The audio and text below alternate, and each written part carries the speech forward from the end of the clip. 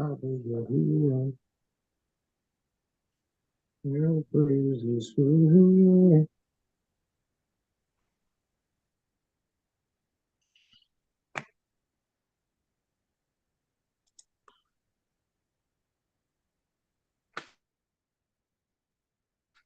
All right. 1 second here. All right. Shalom family, Shalom YouTube, and Shalom Facebook. This is NHIT. This is NHIT, Nazarene Hebrew Institute of Technology. We have a special guest on out of Africa, Lagos, Africa.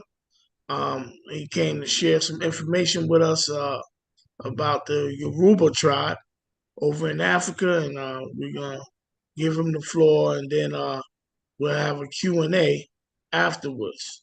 I think he stepped away from the mic, but the brother's name is Daniy'el YASHARAHLA. So hopefully, okay. All right. So like I was just saying, I want to introduce you. You're in Lagos, Nigeria, and welcome to NHIT, my brother. And we definitely want to hear some inspirations on your background, how long you've been in the truth, and I think you said you're from the Yoruba tribe. So I'm going to introduce Brother Daniy'el Yahuda Israel, which is a Moray as well. Shalom, my brother, and glad to have you here.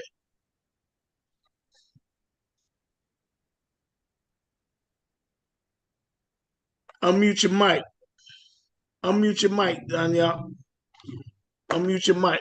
Shalom, shalom. Can you hear me now? Yes, sir. Uh-huh. Barakatah Yahweh, Barakatah Yahweh. Firstly, let me start from giving all praises, all honor, and all esteem to the Most High Yah, because without the Most High Yah, there cannot be us today. And without the Most High Yah as well, there cannot be this kind of gathering today. So let us give Yah the all praise that is due unto him. So, getting back to the introduction, my name is Daniy'el.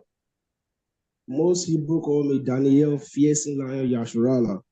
And I live in Lagos, Nigeria, and I am from the Yoruba tribe of Nigeria. Now, let me now take you back to my, where I came from. If you go on Google and search for a place called Owu Kingdom, I am from the Owu Kingdom of the Yoruba tribe of Nigeria. So that's all I can say about my introduction.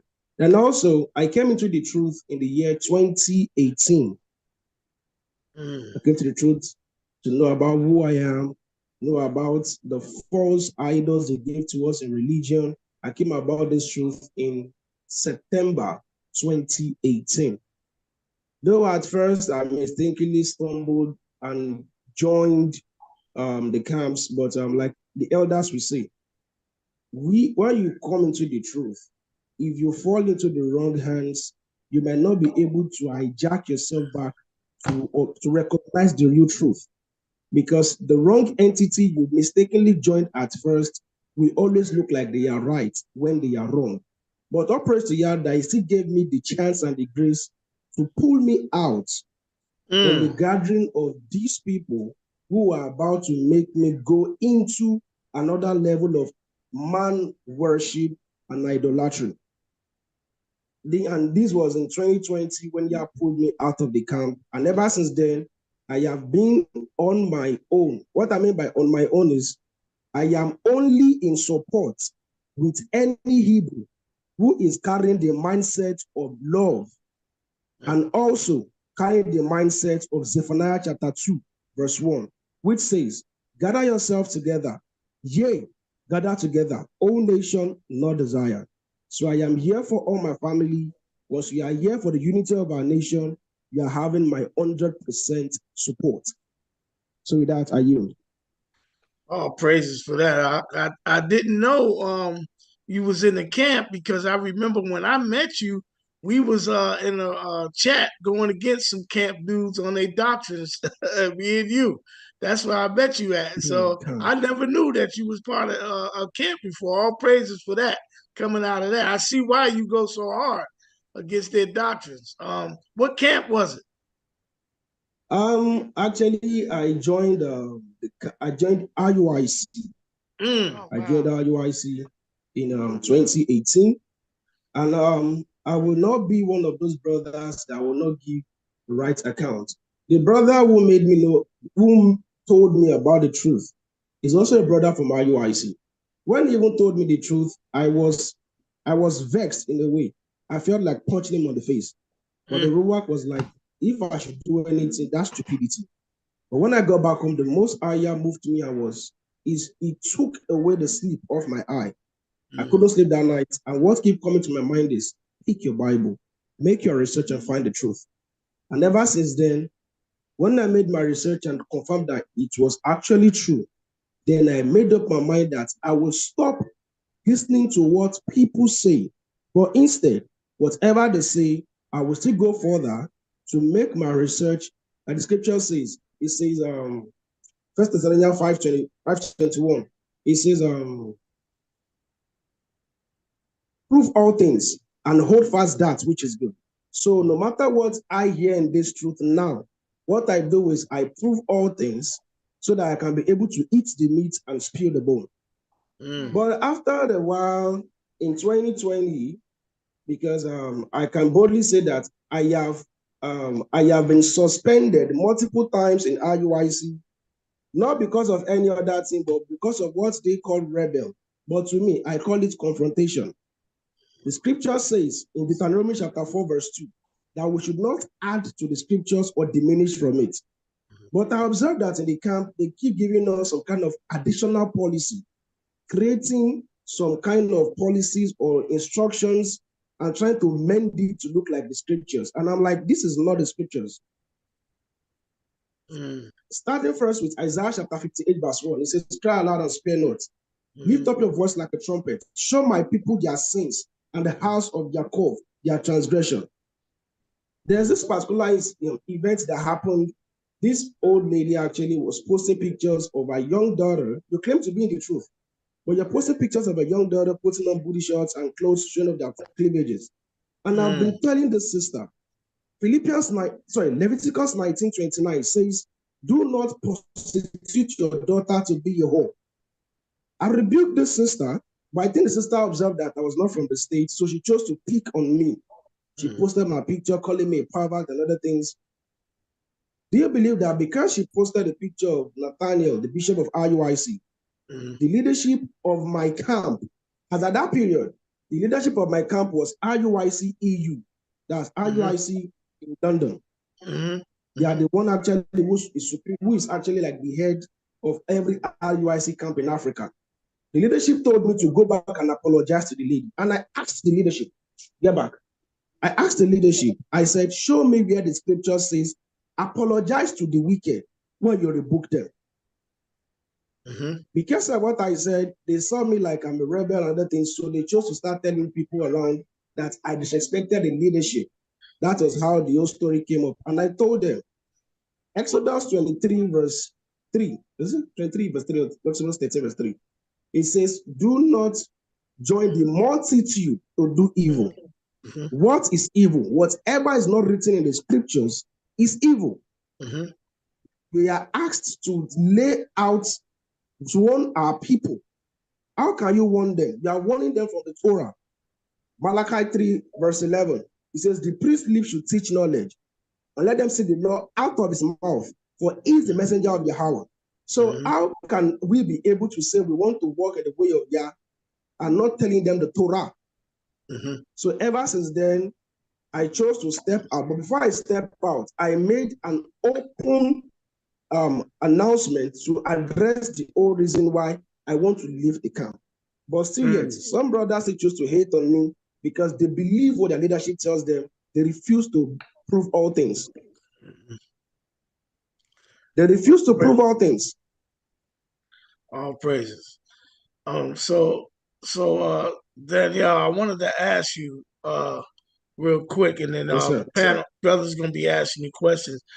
Is there any brothers over there Okay. from the Yoruba tribe that has rich in thousands of years of oral tradition of who we are? Like, have you met other Yoruba people over there that has been in the truth since they were born, and they have oral traditions of migration patterns and things like that?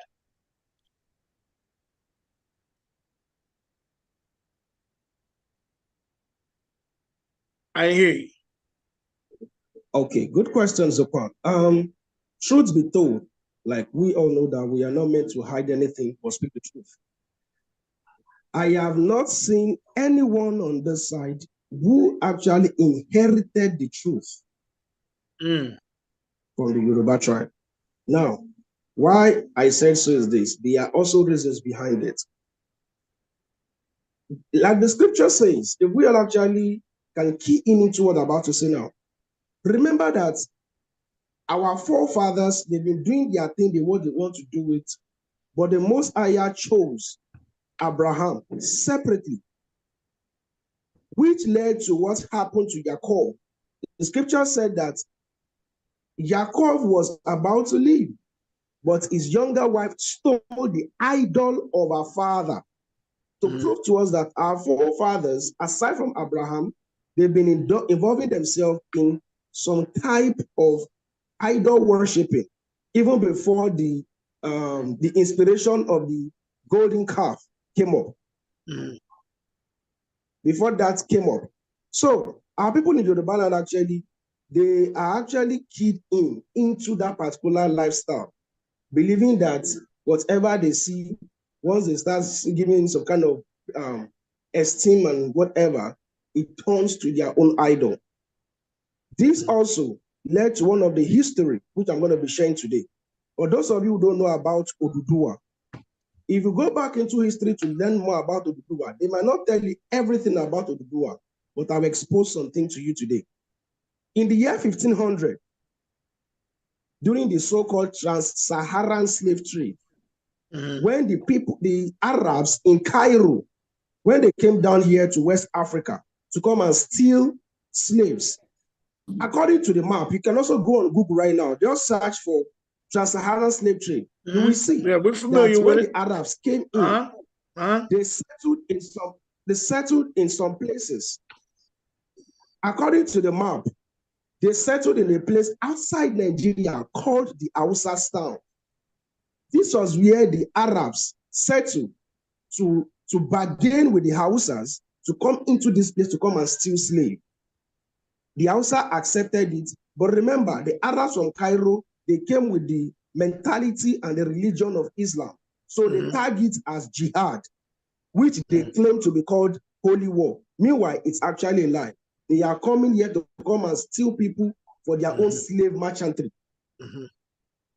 They took a lot of Yorubas during this period to Mecca. One of them actually that was taken actually was Oduduwa. Mm. Oduduwa being in Mecca with the mentality of still serving idols. The rules of Mecca is Sharia law. If you should ever go against our traditions, the penalty is death. Oduduwa was serving a small idol secretly, but one day his son, Lamurudu, exposed him that he's serving idol because he's afraid, how about if the people of Mecca discover this, they will kill him and his father at the same time. So he chose to expose his father, and at that point in time, Oduduwa has known that they are coming for him. So he fled from Mecca by feet, coming back into West Africa. And according to history, when he even came down here to West Africa, he still met people that speak his own language. This actually happened before the recent, I'll call it the so-called Brazilian slave trade too. Mm. For those of you actually who might not have watched the last video I made a video recently on my YouTube channel, which explained how a Yoruba slave boy who happened to be an in-house slave to his Mm. slave master, Williams, the Brazilian slave master. He was the one that was sent back here to Nigeria to be the intermediary and representative of a slave master, Williams, over here in Nigeria. And they even gave him weapons to go and fight against his own people. All he does to do is to get slave for a slave master. This actually was what led to the Yoruba against Yoruba fight. And wherever they conquer, they take them up as slave. They take them up as slave. And that is the reason why we have majority of our people in the Caribbeans, in America today, who are actually carrying the same Yoruba bloodline. And I also tell people, not all Yorubas too are Hebrews too. Right. Now, let me open your eyes to something. In the book of Genesis chapter 25, verse 1 to verse 4, it made us understand that Abraham had a woman called Keturah. And Keturah had 7 sons for Abraham, to prove to you that not only Ishmael was our stepbrother. The scripture accounted as 7 sons, but in verse 4, how are you? That's my daughter speaking in the background. But the verse 4 said that Abraham gave gifts to the sons of his concubines with the S. That's to tell you that we still have other Abrahamic bloodline scattered everywhere, looking like us, if possible, speaking our own language, but they are not our people. But the prophecy have said, this is how you will know yourself. Your forefathers will be taken as slaves. And where I came from, the Owu tribe of Nigeria, you can go and make your research. Owu Ikija. My forefathers were invaded by some wicked warlords that they choose to take the men as slaves and kill some who are proven stubborn. That was the reason why the women in my village, they chose to seek after other Elohim to collect witchcraft power, as they use that to defend themselves back then. So when I tell most people that, when I see some people that keep saying they don't know my history, I let them know, I know my history. I know where I came from. There are many other.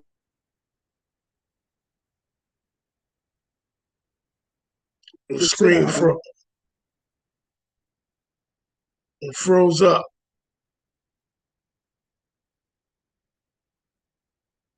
The screen froze up.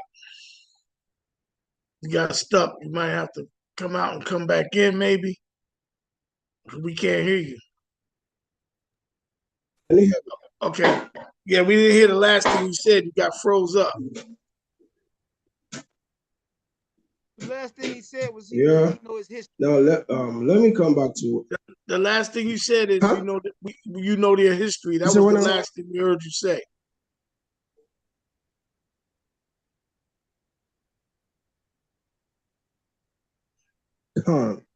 That's why I said that I know where I came from. I know the history of my people, so I can boldly say, yes, I am one of that bloodline. If you check on Google right now, just search for the word history of war in Owu town, OWU. Go and check it out. You will see there's a war that happened in my hometown in the year 1820. This is a war between 2 Yoruba kingdoms, which is Ife and where I came from, the Owu kingdom. Go and make your research about this. I can send that to you. I will drop it actually as a text to you after this meeting. So you can also go in your own time to study it too as well. So, truth be told, not all Yasharahla are Yasharahla. Because they are dark skinned does not mean they are our people. That is one thing I want us all to know. That is why we need, I'm beseeching us all, we need to always go back to making research about our patriarch, and also, if possible, let them go for DNA test. So that we will not end up getting ourselves mixed up with people who are not our bloodline, but because they look like us, we thought they are us. So that is what I would say about the Yoruba bloodline and the history behind where I am from in particular. Then also, elders, I would like you to please, I have my mom on this call right now in person of Ama Dayan. Ama, please say shalom to the elders. My son. Shalom, my son. Shalom, Shalom, everyone. Shalom. Say that again, Op. We didn't hear you. Say that again. I said that's my adopted mom. Oh, that's your mom. Okay. So Okay. I got you. All right. All praises. Shalom. Shalom, man. Shalom. Yashia, you got some, brother? So yeah, I got a few questions I want to ask. How you doing, brother? First and foremost, mic kind of low. Your mic is low, Yashia. Hold on, give me a second. Let me turn it up. Real low. Give me 1 second there, bro. Make sure that's working. Can y'all hear me now? A little bit. Ask him, can he hear you? Can you hear him, Op? Hear me, brother? I can hear him. You can? Yes? Yeah. Okay. And so I can hear you, Zakwan. Speak up. I can hear you. Okay, Nir. Okay.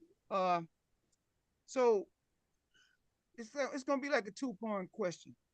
First question is, our Yoruba people over there that you said trace their descent to ancient Israel. Are Yoruba considered Bantu?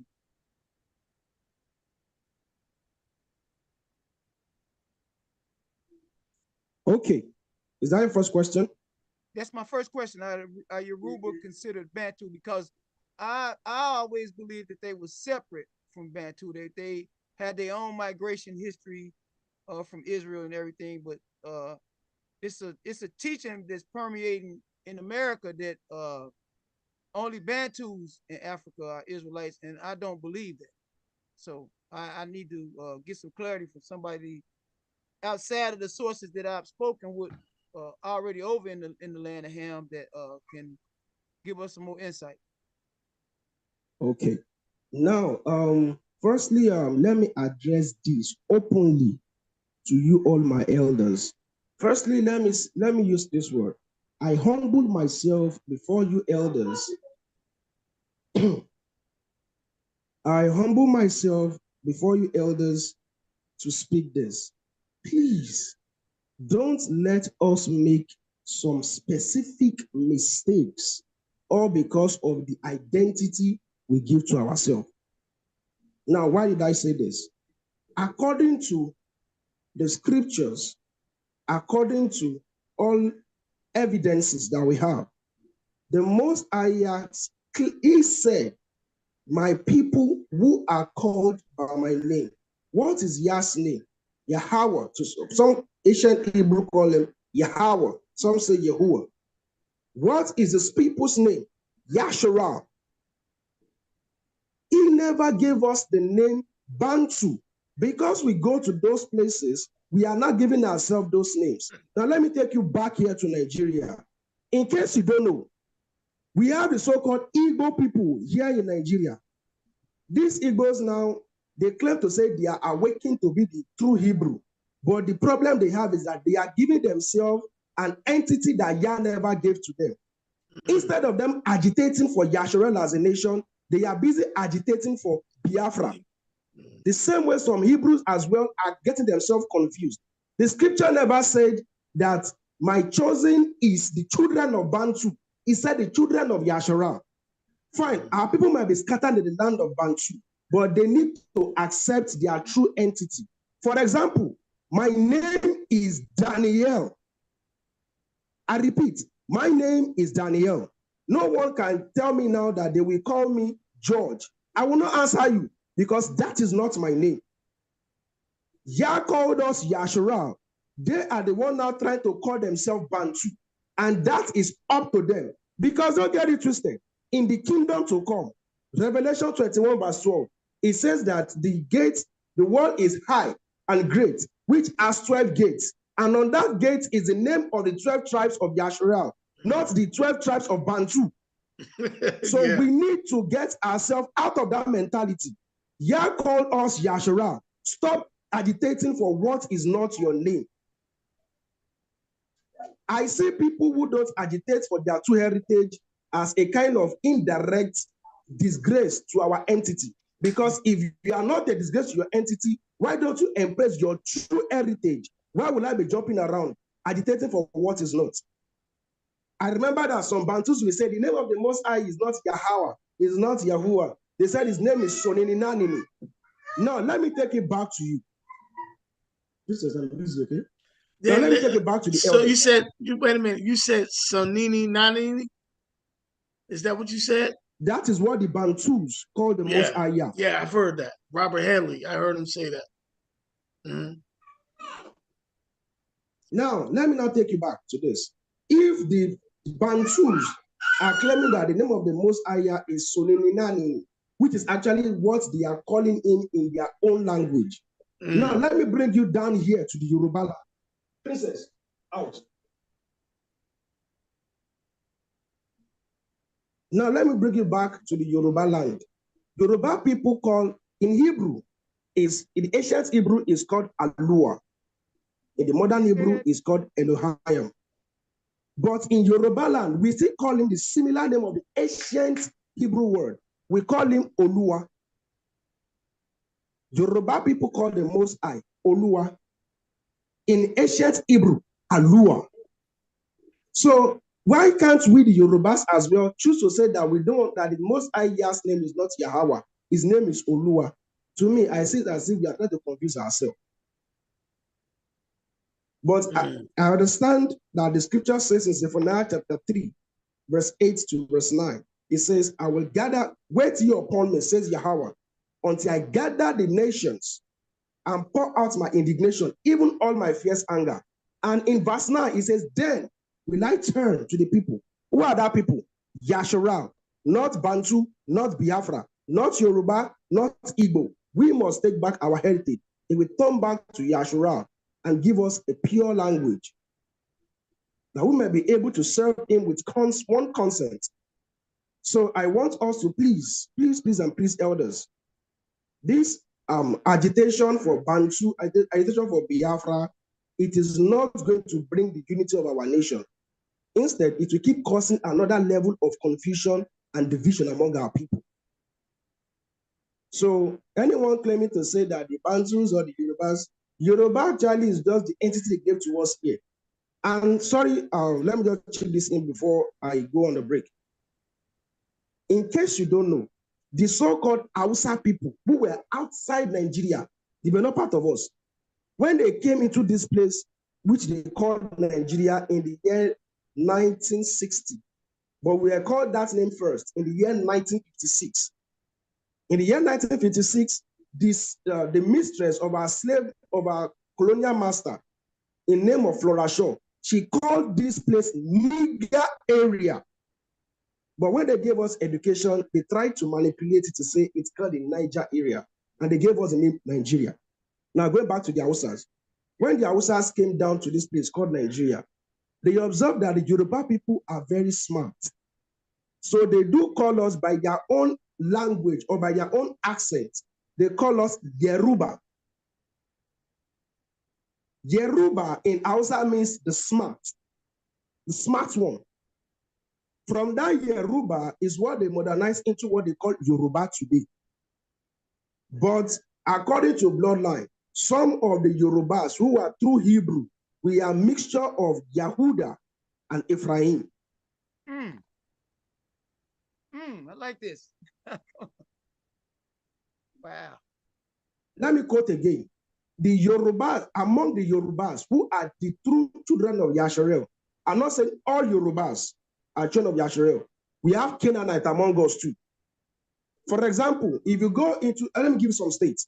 If you go to some states in Nigeria, Yoruba states in Nigeria, like Ilorin of Nigeria, Ilorin, Kwara State, Kogi State, their lifestyle there, they have meddled together with their Hausas.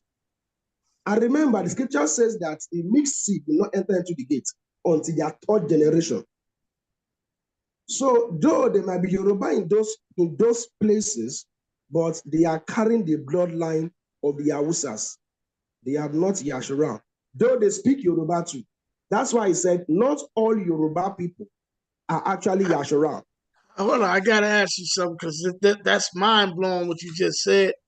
I don't want to lose Yashia's second question, but how do you determine the difference though? Is the skulls different? Like, how do you know who they are from Yashara? Good question. Are they Good question. as well? That is why the scripture asks us, yeah, go ahead, sir. Yashia, you said something? No, I was asking based off of that question he asked, are they dolichocephalic as well in terms of their cranial measurements?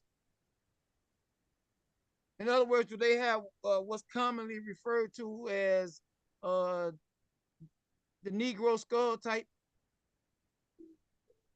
If you go back to the Negro stereotype, that's our DNA. You know, we have the so-called Abrahamic bloodline as the E1B, right? Is it E1B? I can't really remember. But yeah, that's what it is. You're right. Are Yashara are the one with the E1B1A. Mm-hmm. The other bloodline of Abraham that are not us, they are the one carrying the 1B, carrying the 1C. When we ask them, they will say they are from the Abrahamic bloodline. Yes, they are, but they are nothing but according to the scriptures, they are tagged as Hebrew bastards. That was why Genesis chapter 25, verse 4, Abraham need to give them gifts and send them away from the face of Isaac. So that's for that question. Then back to you, the elder. You said, how do we know their differences? That is why I said it's better that we go into the history of each town and know where they came from and what they stand for. Sometimes the social media, the internet might cook up lies to us. That is why I prefer to go for research. When I was in the college, I studied a course called Investigative and Interrogative Reporting. This course actually is what has really helped me out to accumulate the knowledge I have today because I never stopped making in-depth research. I never stopped making research because I don't want to make any mistake mixing my seed with the other nations. Because if you mix us with the other nations, somebody who is a pure breed need to sacrifice their 2 generations to clean up the error of one person. So that is one. 2, Zakwan, I will please beseech you, if you still have the link to that program class I shared about the West Nigerian slave trade, please pull it up, let them watch a little, so they can see that truly it was even our so-called Yoruba people that also sold us as slaves. Yeah, I sent it to everybody. Yeah. Yeah. So now this is just for clarity on listening to what you said. So I want to make sure I got all this right because I'm taking notes. This is you don't have any idea the amount of help that you just influenced upon a lot of people over here. Yeah. You initially, and I'm gonna make sure I heard this correct. You said that the Yoruba Israelites, they are Judah and Abraham, or did you say Judah and Canaan? I just want to make sure. I said, let me come again. Majority of the Yoruba tribes, or let me use the word let me use this word right. Among the Yoruba tribes in Nigeria, the ones that are the true bloodline of the Hebrews, who are the true blood, no, we all actually can be Hebrew, but the one that are actually the true bloodline of Yaakov, Yasharal, among the Yorubas, they are from the tribe of Yahuda and Ephraim. Ephraim, okay, that's what I took. Thank you. Now, secondly, I believe I'm using the Hebrew words Yahuda and Ephraim. I'm familiar. I believe I heard you say that it's a faction of Yoruba people that are Canaanites. Come. That would die. Now I got one more thing, one more question for me, and then I gotta round off all the notes I'm taking. To your knowledge, you over there in the lands now. And so I want to preface it around the earlier response that you made, so you can make sure we clear. And by the way, I agree with you about us taking on these other names and titles. It's Israel YASHARAHLA. That's what we all should be going back. But for enlightening purposes, we got people that's over in different parts of Africa, like Tutsi. I'm sure you're familiar with the Falasha, the Bamalikis. These are different, so to say, parts of the tree. Are you aware if they because I've read this, I haven't spoken to any of them personally, but I've read that they also are parts of our people, Israelites. Do you got any insight, any knowledge on that? Okay. Good question. Now, I'll give you an example of the one I know for sure. And probably you also can make your research on this too. In case you don't know, Elder, let me now expose something to you today. The people of South Sudan in Africa, South Sudan, and most especially Kenya, except those who are around the border of Kenya going into Tanzania, the land of Kenya, in case you don't know, they are not our people. The indigenous people of Kenya, go and make your research. It is being dominated by the Kushites.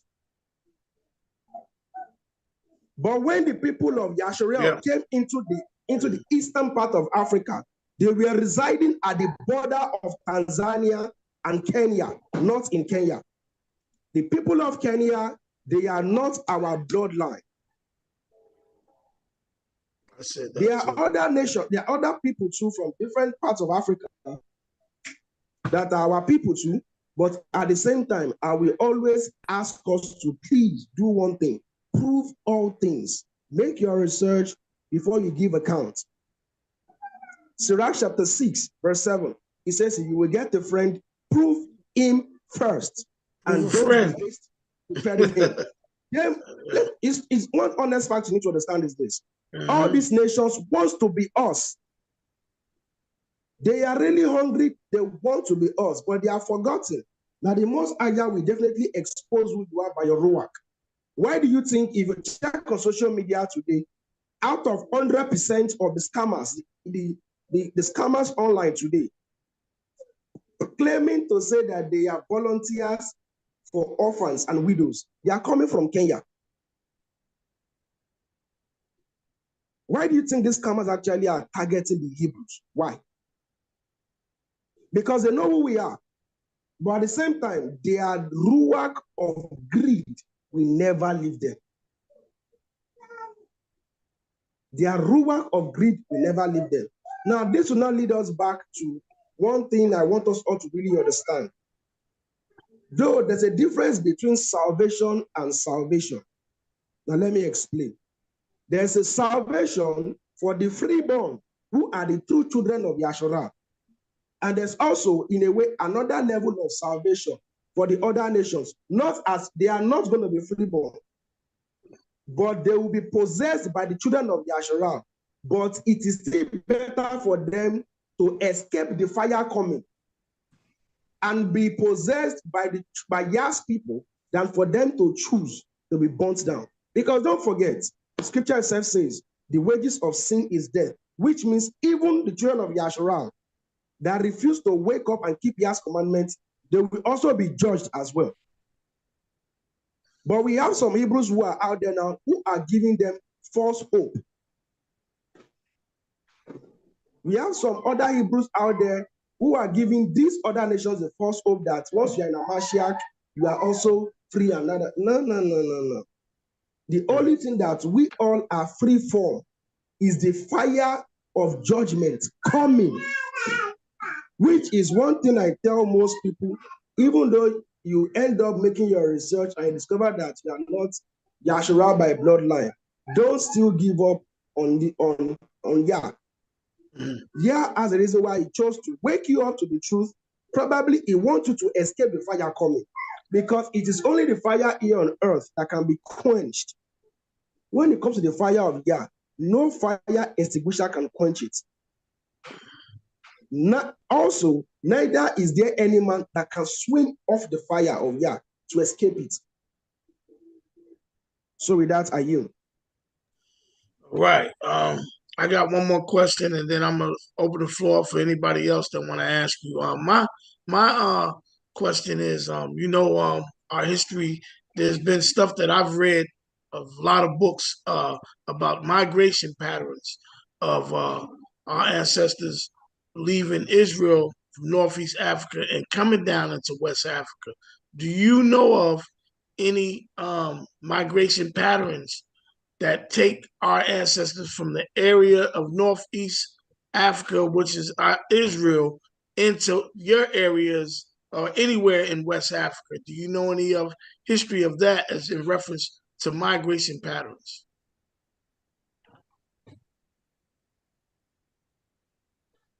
If I hear you correctly, you're talking about our forefathers who were taken from our land, right, into this part.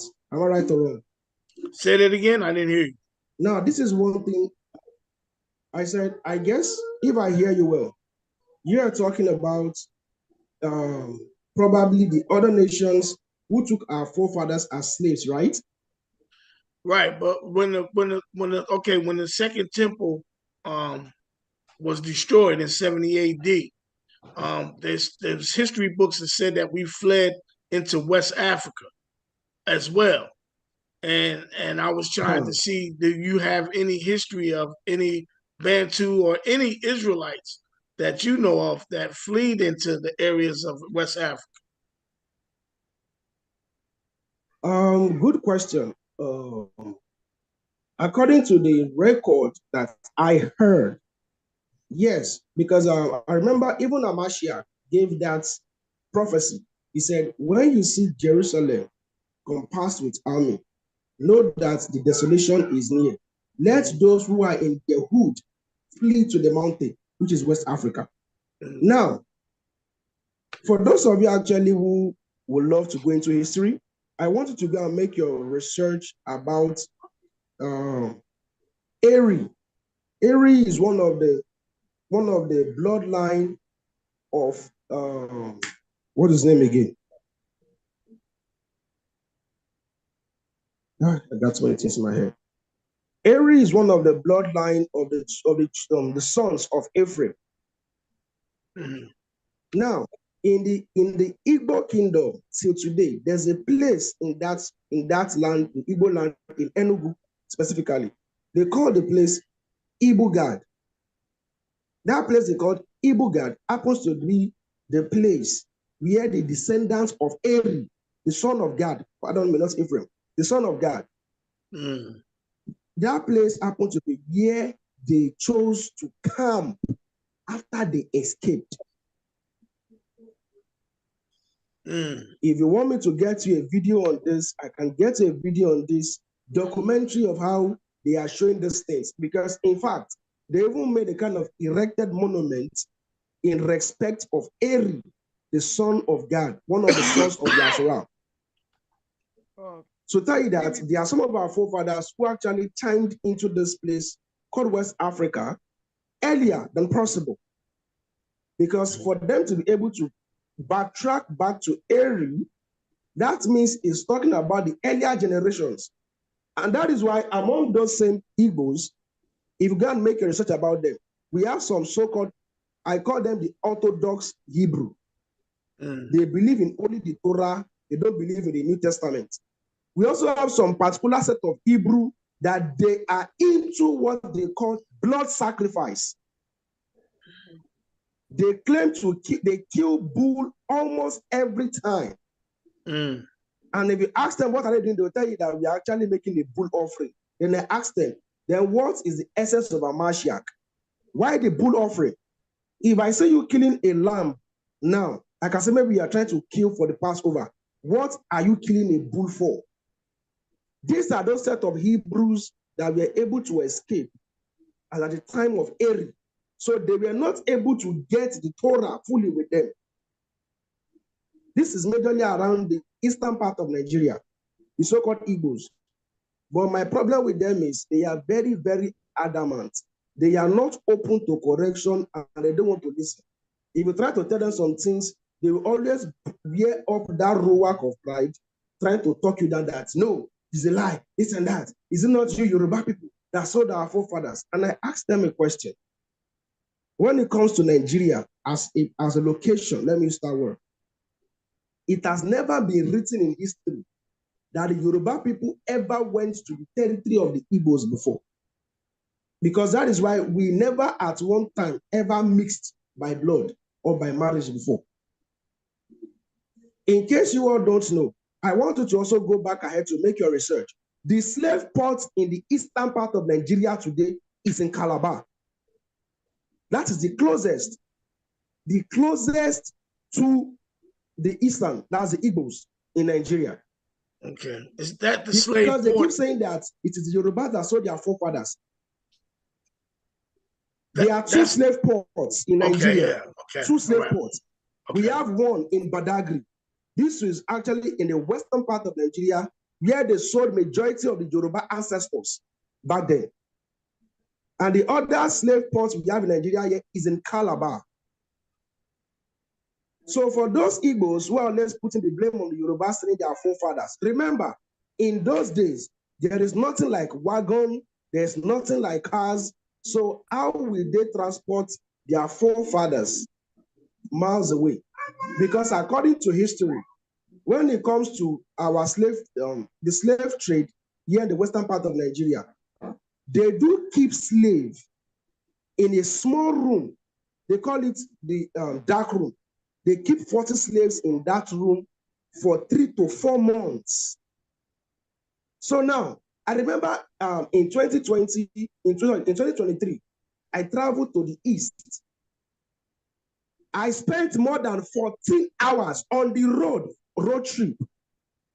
So now tell me, if they were to take the Igbos, if it was the Yorubas that took the Igbos as slaves, can they be able to walk that walk from their own territory, which they call Biafra? Can they walk the walk by foot, coming down to West Africa, or even make it down to the slave ports over here in West Africa? Which is to prove to you that even the so-called Igbos that we have today, it is also their own people that waged war against them and sold their own people. They need to wake up to the aspect of pushing blames because of the tribal differences. We are meant to forsake our tribes and come back as one nation, because this old tribal mess that happened started when the sons of Noah made their agreement to build that tower. But because of one concept, one language, they cannot be divided.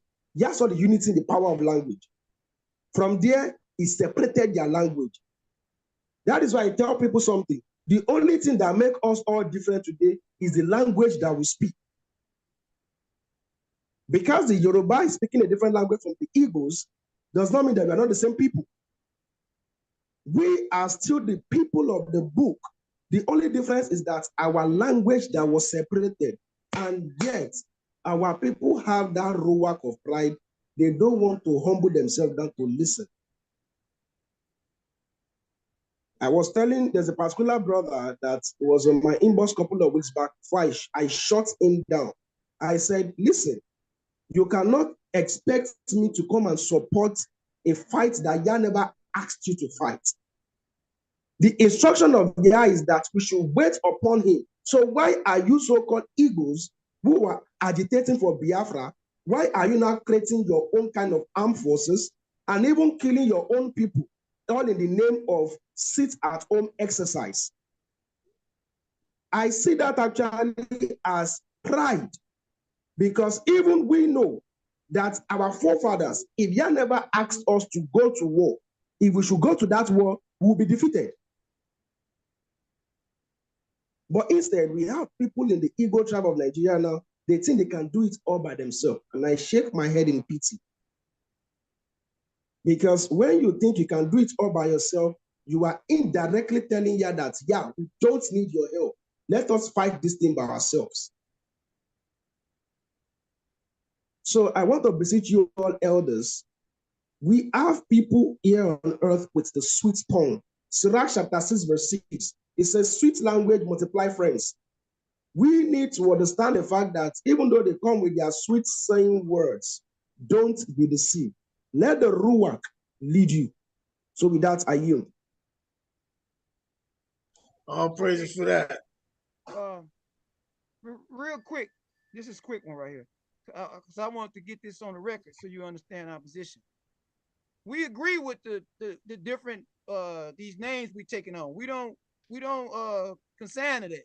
We want us to all say Israel, Yasharal, period. But the way that they're the teaching system over here, it causes confusion because you got one group saying that this they name, another group saying that that's they name. So we just want to get a little clarity from you because you over there as to is this specific group our people. That's one. We just want to go on record saying that. Now my next question, and this is probably my final one, but you giving so much good information, I might have to ask another one. The question is manuscripts. I'm real big on manuscripts.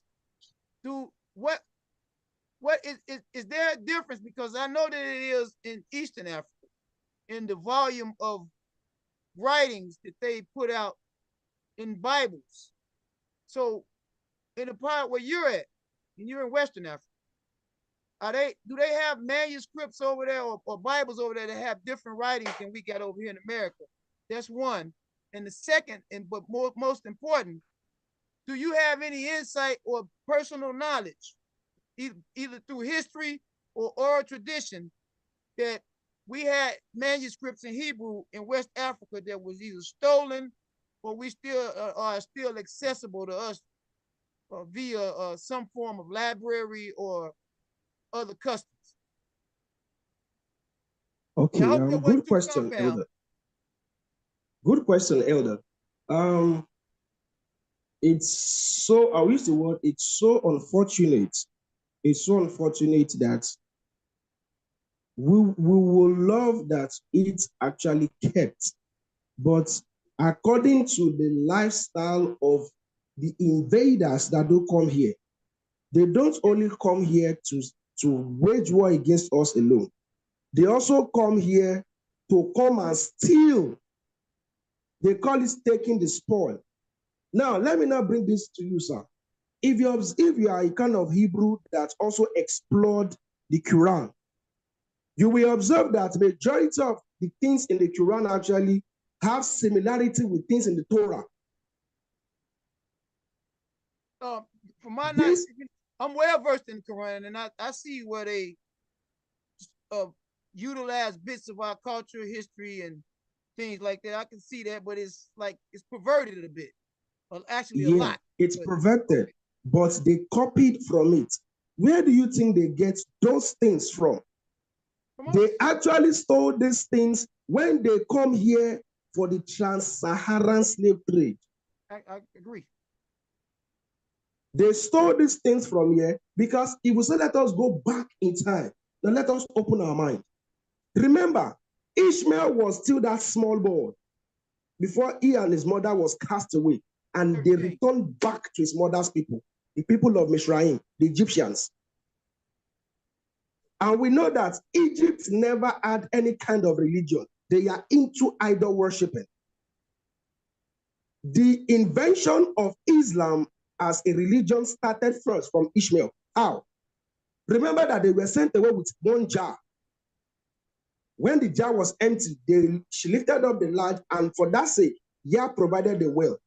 They used the jar to get water out of the well. That is why till today, if you go to any mosque, I don't know about other countries, but in Africa, if you go to any mosque, there must always be a source of water, either a well or anything, and they also give that ascribed to the so-called jar they use for ablution.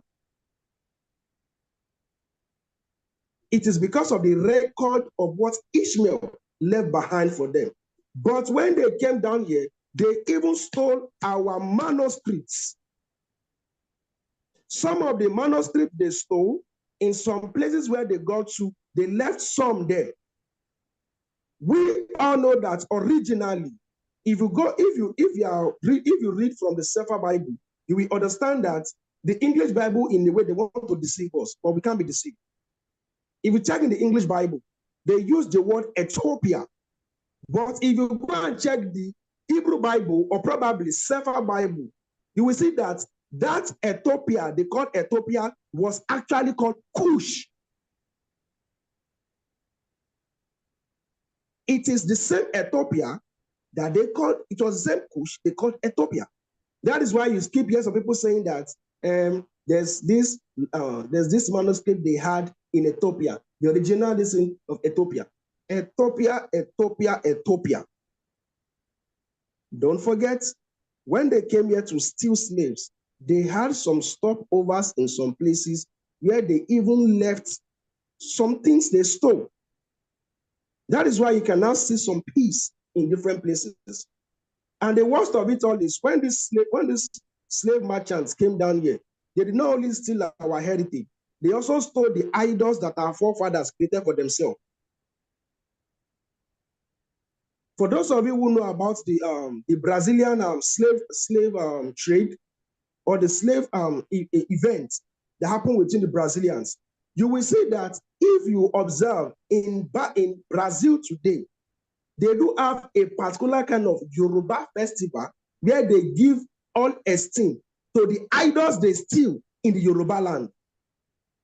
The scripture says that Leviticus 23 verse, is it Leviticus? Exodus 23 verse 13. He said that the name of other idols should not be heard out of our mouth. Otherwise, I would have mentioned some of those idols today, but I won't mention them. But in your own time, make your research. These Yoruba idols, Yoruba deities that they are now worshiping in Brazil today, it was one of the things they stole from here. They didn't only steal our manuscripts. It's just that the Brazilian came late. They were unable to steal our Torah. But what they meant here was idols. And also remember, and I do tell people, remember that Satan is the prince of this world, with his messengers everywhere. Look at this pen in my hand. It is just an object. When you keep giving this object too much respect and homage, a useless demon walking around will choose to walk through this thing and make it a kind of deity. The same thing happens to our forefathers. That is why you keep hearing that the Yoruba people have something they call the god of iron, the god of thunder, the god of this. It is because of the things, the respect they give to it. Go and check the shrines of those idols. You will see that it is the metals from your sports cars that they set up and they were pouring palm oil on it. They call that an idol.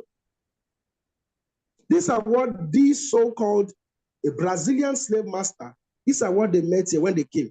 They didn't mean the Torah, because the trans-Saharan slave trade Arabs, they stole it. But they are never able to steal all, because remember, after the desolation of Jerusalem came, the old Torah was no longer in one piece. So it was the peace that the so-called Arabs were able to meet here when they came was what they stole, before they now manipulate it into what they call their own Quran with their own adulterated customs, which was added to their Quran. That is why I keep telling our people, there's no other pain I can have but the pain of me not being able to meet my heritage while I was alive. The slave master, they did it all perfect, that they left no trace. If you check the last video I did, we won't see there. There's a particular tree in Badagry where the so-called Christian missionary, where they started Christianity first in Nigeria. after they've dealt with our forefathers on that side, and before they even left here, Nigeria, there's a particular well. That well, they've chanted some wicked spell on that well. Anyone that drinks from that water for the next 3 to 4 months, you will never remember anything. That is why our forefathers, they get to America, they get to whatever country they are been scattered to, and they can't remember anything. All they can remember is, the last thing I remember was that I drank water from the well. That is all they can remember. This is as a result of the wicked voodoo spell they casted on the well over here. To What's tell the you name of that, well? come again. I'm sorry for interrupting, but if I don't get this now, I will. The name of that well is where, and where was it located? It's located in Badagry. Give me a minute. I can't remember the name, but let me find it. Just give me a minute. But the well, as we speak, is at Badagry in Nigeria here, the western part of Nigeria, where the Yoruba people that's in the video. Yes, that's in the video you sent me. It's in the video. It's in the video. It's after they've given them that water to drink, they will now see them off to the place they call the route to unknown destination. Because from that spot, they don't know where they are taking our brothers to. All they can see is just water everywhere. Where their ship is going to, they don't know. So we target over here the route of unknown destination. But before they take our forefathers to that route, they will first make them drink from that well so that they can be able to lose their memory for the next 3 to 4 months. That is why today in Babylon, if you tell our people that people of Yoruba, most Yoruba people of Nigeria are your brothers, they'll be like, hell no, that's not possible. I've not been to Nigeria before. It's because your forefathers drank that water and they can't remember anything anymore. They can't. So that is why, and also let me just address this, like Zakwan Yeshaya said, talking about our people agitating for other names. Yes, one thing I will always say is this: if you are truly a true son, you will stand to defend your heritage. For example, because I am on the soil of Nigeria, that does not mean I am a Nigerian. I am telling people this openly. I am declaring to them, I am Yasharahla. I am not Nigerian because I remember that my father has his own father, that's my grandfather. My grandfather has his own great-grandfathers that gave birth to other grandfathers as well. So if Nigeria was created in 1960, Nigeria is not even up to 70 years old yet. So and I remember my great-grands, they were above that age, which means if my great-grands are older than the age of the country where I am, that means I am not from that place. That is why I am taking that stand saying, right, I am not Nigeria. I am Yasharahla. So with that, I yield. Hallelujah. All praises. So does anybody else have any questions for the anybody? Yeah, how you doing? How you doing, bro? I had a quick question. So we know about our brothers and sisters fleeing and migrating from out of Israel, out of Spain, Portugal, St. Thomas, a lot of these different areas where we migrated to or even were forced to go, carried to before the slave trade, or before the slave trade started, when we carried to other places further off. But our brothers and sisters in the do y'all consider the Congo area? Do y'all consider, or over there, are they considered Israelites? We know about Western Africa, Ghana, Nigeria, the Ivory Coast. We know about those areas there, but in the Congo Basin, are they considered by y'all over there, are they considered Israelites in the Congo? And do y'all consider that area there was what we refer to as the land of milk and honey? Okay, good question. Now, talking about this place called, I won't use the word they give to it anymore. Let me call it by its true name. I will say this place called Alkebulan, which means the motherland or the Garden of Eden. Africa was given to us by a so-called wicked warlord in name, Sir Scipius Africanus. Right. So I will never call us in. I apologize for using that name all this while. Now it's time to call by our true name. In this place called Alkebulan, not every nation in Alkebulan actually went through slavery. Because don't get it twisted, Alkebulan on its own, it is bigger than 3 other continents meshed together. The people that were taken as slaves, these are the nations that are close to the Atlantic. Because there's nothing like aeroplanes at that period to transport the slaves from mid-Africa or from Central Africa to transport them to the areas by the side of the ocean.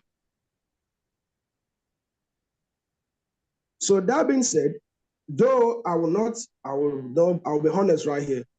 I have not done my research yet on Congo, but for what you just said right now, that will give me a heads up to push my research on Congo. So I will not give a presumed result or answer on that, but I know for sure I want us to wake up to something. Not all nations in our Alkebulan is blessed. Right. There are some parts in our Alkebulan that they are worse than a mistake. I'm talking about areas that suffer drought, zero water, nothing but deserts. They are also here in our Alkebulan. So how can you call a place that the Most High has chosen and to be a place that lacks water? No. That is why most time I do advise every Hebrew who are migrating, think twice before you migrate. If you want to explore nations in our Alkebulan, no problem.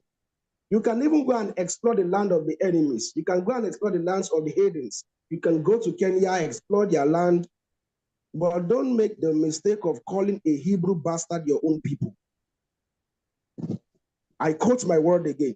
Don't make a mistake to call a Hebrew bastard your own people. Right. That is why I will always say, oh, shalom, shalom, oh, shalom, ark, yeah, shalom, ark. I say shalom, ark to them. Why? Because remember, looking at our bloodline from Abraham, they are our brother. But they are not my home people because they actually have grown to form another nation. Right. From Ishmael, it has been declared that 7 princes will stand out from Ishmael. Are we paying attention to those 12 princes today? Do we even know who they are? How much more the sons of the concubines of Abraham too? We're not paying attention to that. That's why if you observe, the camps is only putting our mind, directing our mind only to harm. Any small thing they say, the Hamites. Ham. Ham. How about the other people, the other sons of Abraham who are not the bloodline of Yasharahla? Yet they are still alive. They are scattered everywhere. They even look like me and you. That is why I will always try to test them by the Ruach. Test them by the Ruach and see if their Ruach is in connection with the Ruach of our own people. One thing about our people, the easiest ID card to recognize Yasharal is our stiff-neckedness. Yasharal as a nation, we are the most stiff-necked nation on earth. Yeah. But looking at the other nations, they have different other ruach in them. That the ruach of greed, ruach of lies, ruach of deceit, ruach of wanting to serve you by force because they want to get something out of you. These are the other nations' ruach. That is why I keep advising our people, please, please, please, and please. Because it looks like you doesn't mean he's your brother from Yasharal. We got we got loads of brothers. But majority of our brothers actually, they are nothing but Hebrew bastards. Sorry to say that, but that's the honest fact. Thank you. That's why you will hear some people will say, I am a Hebrew Israelite. Yes, they are correct. They are Hebrew Israelites because we also have Hebrew Ishmaelites too. We got Hebrew Ishmaelites too. We also have the Hebrew Ammonites, the Hebrew Moabites, because they actually came from the loins of Lot, are Hebrew too. We got many of them out there, but they are not the chosen one. And since they are not the chosen ones, they are a bastard. Sorry, I got to use that word, but that's the best quality for them. So with that, I yield. Thank you. All right, Yashia, go ahead. Real brief. It's based off the question that Kalab just asked. So I'm a researcher. So the question about the Congo and Angola, that area over there, I'm familiar that amongst the non-pygmy tribes over there, our blood pattern group, E1B1A, it is 100% in Angola and Congo. It's 100% amongst non-pygmy tribes over in that part of Akabulan. So I just wanted to clarify his question because the DNA that's gonna tell speak volumes. Yeah, thank you. Yeah, I wanna ask about the DNA, but let me give somebody else a chance to ask a question. So does anybody on the platform got any questions they want to ask Brother Daniy'el? Anybody? Any of the sisters here listening in, y'all got any questions? Anybody? If not, then I'll ask another question. Yeah, in your idaf, in your congregation, how much amongst you praising Yahweh? Can you hear me? Come again, what'd you say? Yeah, idaf in your congregation. Really was Shalom too. I appreciate you first and foremost. Yeah, idaf, how many Yahweh praises, Yahweh De'ams, how many Yahweh praises amongst you? If I can hear you correctly, are you talking about people here in Nigeria or the people I congregate with? Yeah, in your congregation, in your ministry, how many people do you have in your ministry? I would say, me personally, I don't have a kind of ministry like others have. My own kind of assignment is a media assignment. That is why every ministry that is in support of the unity of our nation, I am always trying to do my part to support them in the aspect of media. That is what I do. But actually, I congregate with a gathering called Gird Up Nation. And as well, we have the prayer call on Saturdays. That's a unified prayer call, which is actually open to everyone, both in Babylon and in Alkebulan. both the men and the women, every Saturday. That's by 9 a.m. Eastern Standard Time. Then on Sundays, we have a prayer call. We have the men's prayer call. We have the women's prayer call, so that we can discuss as men and they can discuss as women too. But we all are always ascribing our praise to Yahuwah. Because the differences between Yah's awakened people and those who are still sleeping is that those who are sleeping are ascribing their praise to the idols. But Yah's people will send his praise and give all the esteem back to whom is due, which is Yahweh. And for Gird Up Nation, that is what we do. Even in Gird Up Nation, we have many other ministries connected to us. We have Israel Restored Ministry. We have United Nation of Israel. We have oh man, I can't remember it. Ahmadayan, please help me out with some of the ministries that we have. Yeah, it's healing ministry. It's a lot of them. It's a lot of ministries that we're affiliated with. Oh, so in Lagos is a lot of No. Oh. Now let me cut you with that. Not in Lagos. Over here in Lagos, the camp I know that is in existence in Lagos is IUIC. Since I stepped out of IUIC, They're everywhere. I've been trying to serve Yah with all diligence.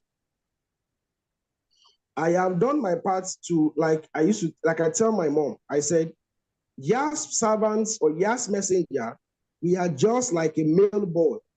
We deliver the message and we walk away. Let Yah do the waking up. We are not like the church who try to take money from people to set up a building. Since 2020 that I left IUIC, I have been all by myself, and Yah has been bringing his own people, connecting us together that we might be able to commune together. Most times we congregate on Google Meet, though I have about 3 brothers here in Lagos. I have Akbona, I have Elder Pedro. He also stays here in Lagos, though they live far from me. So most times we mostly come together to congregate majorly on the special feast, which is the Passover, the Pesach. Everybody needs to just set the plan of no matter how distance, because most times, not matter most times, whenever we are having the Pesach, Yah always give us a sign. No matter how sunny it might be, on the night we are having the Pesach, Yahweh is always giving us rain. Okay. So most times we do prepare that once we are coming for the Passover, for the Pesach at my place, everybody should get ready to get back home, drained and drenched by the rain. So talking about maybe here in Lagos, I don't know about others, but the one I know, which is IUIC are still ascribing to JC. I don't want to call his name. You know what I mean by JC. They still ascribe to JC like the Christian church are doing. I call them the modernized and glorified version of Christianity. Because you can't tell me now that the same people that enslaved my forefathers, sold my forefathers, can tell me the truth. Everything they told us is lies. So how can IUIC tell me that they are in the truth, and yet they are still ascribing to the same idol they gave to us? Where is the awakening in this? So for that, I can only speak for myself and the other 2 acts that I have here in Lagos, that we are the one that I know that we are sending praise to Yah. Others actually, Yah sees them, even though we are not connected together, but I believe that one day, Yah will gather his people over here in Lagos region, and we are going to meet Yah's will. So with that, I yield. All right. Has anybody got any more questions? Because I don't want to hold them up real long, but I got a couple of more questions myself. What I want to ask next is, we were talking about DNA, right? And me and my brother Yashia is the moray of the community, the brother here, and I wanted to know our DNA, right? Like those tribes, the people that I remember you said something about the Igbo, some of them identify as Gad. I have a video where a lot of them identify as Gad. Um, are there other tribes too? And like I got my DNA taken already, right? Is there other Okay. tribes I can go to and compare my DNA with theirs to see what probably tribe? Because we don't push for sure that we come from Judah because we really don't know for a fact. But Okay. we would like to compare our DNA with the brothers and sisters over there to see if what tribe we may come from. Okay. Now let me now give a response to that. Talking about the tribes, talking about DNA. All praise to Yada. My mom actually is on this call. I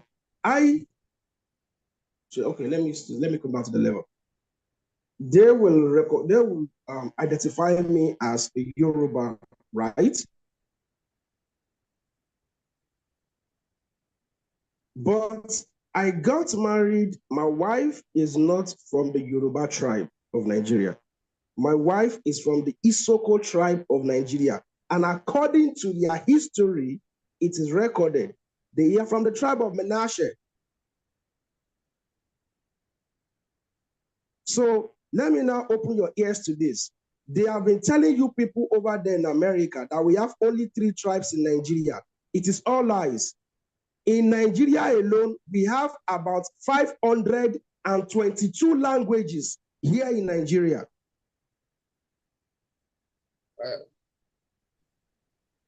That is why I keep saying, please, please, please, and please, always ensure that you make your research about things before you jump into conclusion. Yeah, go ahead, sir. I'm gonna let the sister. She got her hand up. Miss Peace, Diane. She had her hand up first. That's my Ima, my mom. Oh, mom. Okay. Shalom, my son. We're Pamela, my daughter. She's in Cameroon, Africa. She's a part of our ministry, Gird Up. Daniel, can you tell me what tribe she is from, Pamela? Looking back at the people of Cameroon, because I'm sure you should be able to also key to this. Do you know that even Elder Cletus himself was not actually a Nigerian born? He was also born Yeah, in Cameroon. he was born in Cameroon. Yeah, I did remember Good. that. Yeah. Good. Now in Cameroon, they also went through the same thing we went through here in Nigeria too. They went through the colonization, but they are actually colonized by 2 slave masters too. Most times they only tell us about the so-called British that colonized Nigeria. They never talked about the Arabs that came in to steal slaves. They never talk about the Brazilians that came in to steal slaves too. In Cameroon, they have the Anglophone and the Francophone. The Anglophone are those sides of Cameroon that were colonized by the British, the English, while the Francophone actually happens to be the side of Cameroon that were colonized by the French. Now, going down to our national tribe, like among the tribe of Yasharal, I am yet to find that about which actual tribe Cameroon is. One of the things I do let people know is sometimes when I speak some words, it sounds strange to people. Sometimes they keep saying, why is it that this small boy, this young boy knows too much? That is why sometimes I just choose to keep mute at some time. Before I got married to my wife, I was actually having a person I was dating. She's actually also a Yoruba speaking person too. But looking at their bloodline, she is not Yashara. And all praise to Yah, Yah intentionally never allowed our relationship ever work. But when I met my wife, it was all working. That was when I moved further to make my research about my wife's tribe before I confirmed. She's from Menashe. Hallelujah. So Hallelujah. So, Yas will, Mama is giving me the assignment now to go and find the tribe we have in Cameroon. so, So that's going but to be another assignment. what I want to ask, though, is like for us, like that monastic. Is there a way that we can, like, if we wanted to visit over there, are there other tribes where we can compare our DNA so we can find out what tribe we may be from if we have similar DNA? Sure, you can. If you're coming from the States down to Nigeria, firstly, you must first either you land in Lagos or you land in Abuja. But mostly each flight that comes to Nigeria lands in Lagos. So talking about your bloodline, your DNA, these are some specific people that you can choose to say you want to look out for if you're looking for your own people bloodline in Nigeria. Number one, go for the people of Ogun State. Ogun State of Nigeria. Go and make your research about them. Also, the people of, I will call them the earlier parts of Delta State. Because in Delta State, actually, they are almost split into two. We have some that are Igbo-speaking Delta. We have some that are Yoruba, Isoko Deltas. That's where my wife came from. That is where my wife came from. Also, you can also choose to explore other tribes, probably the Calabar tribe. Not only the Igbos, the Calabar tribe. The Calabar tribe, actually, they are the one who are they are the one at the border that separates Nigeria from Cameroon. Some of these Calabars, actually, they are having the bloodline of the Ambazonians. That's the so-called people, some parts of Cameroon. So you can also visit those particular tribes. That's the one that I know. You can explore those ones, explore Ogun, explore Ogun, explore Ondo, explore Delta, Isoko, Urobo people, explore the Igbos, most especially the people actually around the water side. I said the water side because if you are not close to the shore, definitely, how can we say that you are the one that's traveled that distance by feet? Our forefathers taking our slaves, they never went on any kind of bike. They walked this thing by their own feet, no matter how long the distance is. And no slave master can punish himself to walk that same distance with you. So that's why I would say, if you are coming to Nigeria, please do yourself a favor, get the Nigerian map, sort the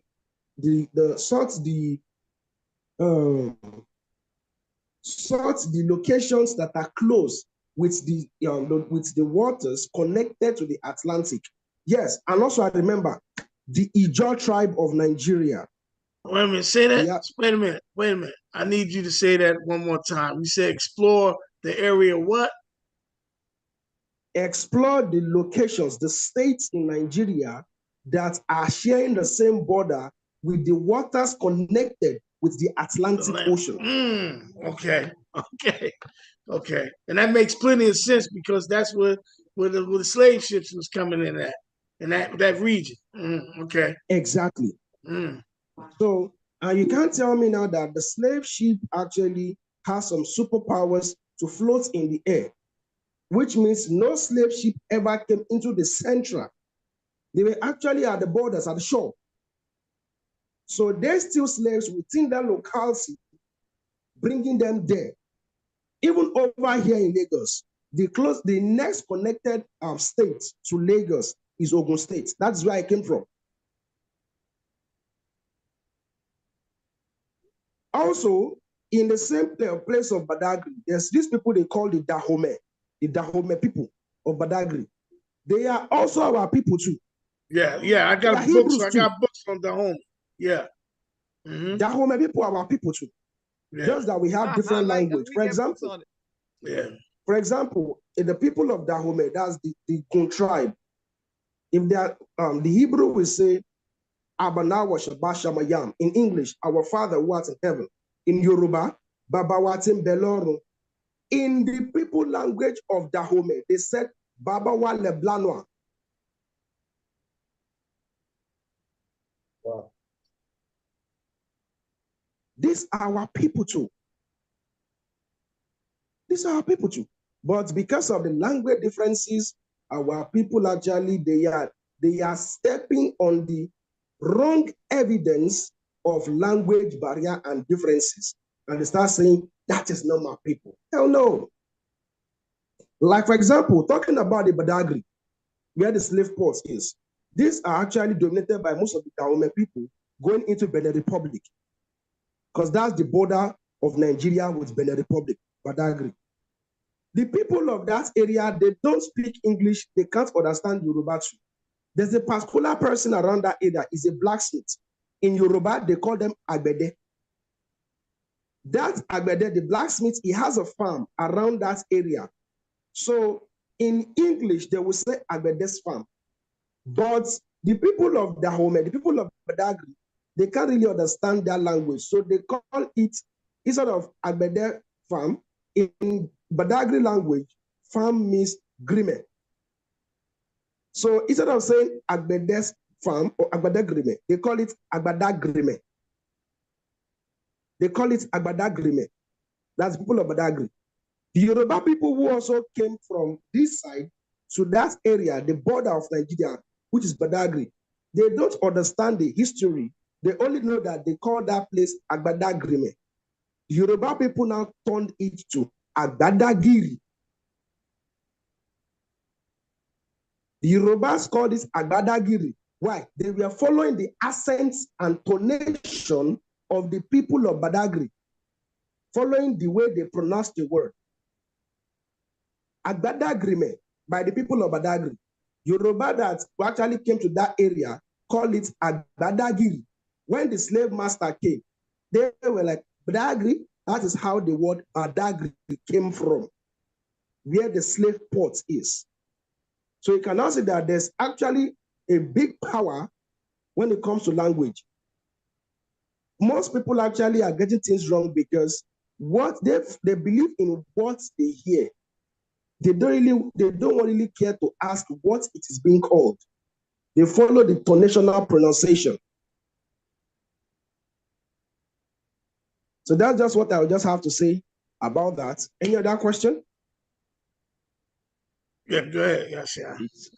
It's 3 minutes to 9 p.m. right now on this Yeah, side. we are gonna hold you up. I'm gonna let him ask the question, and then I want to just get your background on what you actually do with the media stuff. So go ahead, Yashia. Then we'll let him share what he does, and we'll let him go. Go ahead, Yashia. It's just clarity. You said that your wife, I believe you said your wife, she's from a specific tribe, and then you equated that tribe with which tribe of Israel she's from. I was just trying to get clarity on that. My wife actually is from the Urobo tribe. The Isoko tribe of Nigeria. Can you in please Delta spell State. Isoko, Isoko. Isoko. We also have the Urobo tribe. Give me a minute. Let me see if I can make you all feel some vibes right now. Let me play one of the songs from my wife's. In short, I love your tribe because when it comes to praise, when they sing praise to Yah, they don't bother about instruments. They praise Yah with their hands. When you hear them clap, oh man. Sometimes I put a song on the replay because I just want to hear them clap. And brother, you said that tribe is Manasseh? Yes, Manasseh. Okay. Manasseh. So while the song is about to play, can you hear it? Can you hear the song? No. No. Very faintly. Yeah, very faint.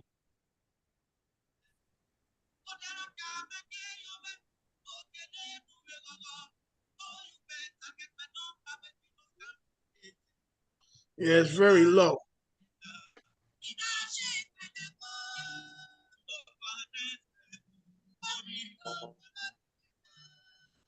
Now, can you hear that song?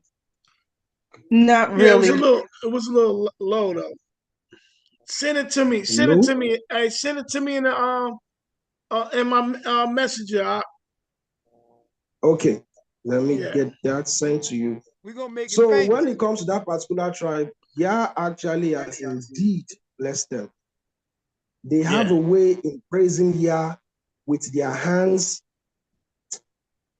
I wish you all actually saw the video of my traditional wedding with my wife. I Then seen you it. see, I seen it. I seen your then you video see the the way. way I Yeah, got down in the dance floor, I dancing seen the that. way they dance. I seen you. It's because one thing I always know is this, and that's why I said in one of my last class, I said sometimes when you pray and it seems like you are not getting answers, don't think Yah is not answering your prayers. Why don't you switch it to praise? Hallelujah. When you switch it to praise, it's enough to move Yah where he's at. It was the praise of Paul and Silas that moved Yah to shake the foundation of the prison and set them free. It was the Yeah. praise of our forefathers that made the wall of Jericho that looks impossible. He brought it down before them. The So music. sometimes I tell people, when it comes to the people of Delta State, oh man, when they are down with their praise, you have to be ready to dance like David dance. Because even though you don't really hear what they say, with the melody you are hearing, we definitely dance. Come on. Come on. So quick question about the well, because we need that information. Can you send me Okay, good. Yashia, you was asking about the well, right? Give me a Yeah, minute. can you send me that information, the name of it? What else? And he had a video too. I think I got sent you the video already. Now he got another one. He said he had another video he was trying to dig up to send you. Okay. All And right. also that last question about the majority, what were the majority of the tribes that he knows from tradition, oral history and stuff that was sent over here? Did you hear that last question, Danielle? Come again. Say what now? And by your knowledge, passed down either through oral history or maybe any documentation. Are you Okay. aware of what a majority of the tribes that was sent over here during this transatlantic portion of the slave trade? Majority of the tribes sent down to scattered everywhere from this place called Nigeria. There are majorly three tribes. The people of Calabar, the Calabar people, some parts of the Igbos, not all the Igbos, some of the Igbos, and also some of the Yorubas. Among the Yorubas that were taken from this side, some of them they are actually on that island, which you call the Caribbean island. This is When, We when you have the say Yoruba when you people. say when you say the Caribbean island, you talking about Jamaica too? No, I'm talking majorly about Trinidad and Tobago. Tobago, okay. Oh wow. Okay, this is great. Trinidad and Tobago. Yes. So you know about the name of the well is Spirit Attenuation Well. Spirit Attenuation Well. Let me spell it. Spirit, Spirit, attenuation, Attenuation.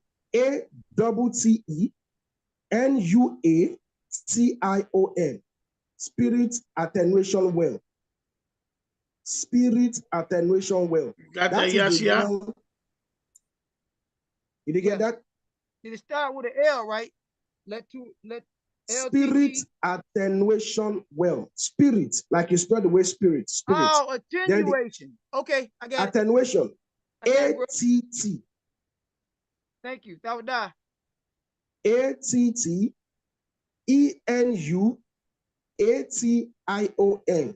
Attenuation.